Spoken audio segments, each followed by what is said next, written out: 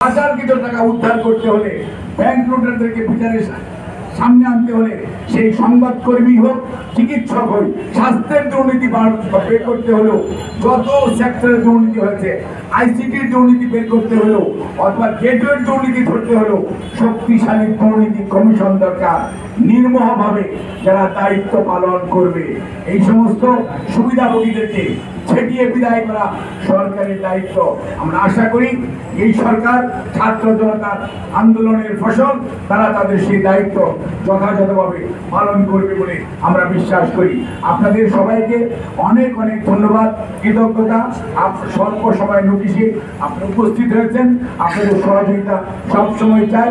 আমাদের কোথাও ভুলভ্রান্তি থাকলে সেটিও আপনারা আমাদেরকে চোখে আঙুল দিয়ে দেখিয়ে দেবেন, আমরা সেটা শুধরাবো। কারণ কোনো মানুষই 100% পারফেক্ট না, আমাদের মধ্যেও ভুলভ্রান্তি থাকতে পারে। We need to correct ourself and we need to have the courage to face the reality. আপনাদের সবাইকে ধন্যবাদ।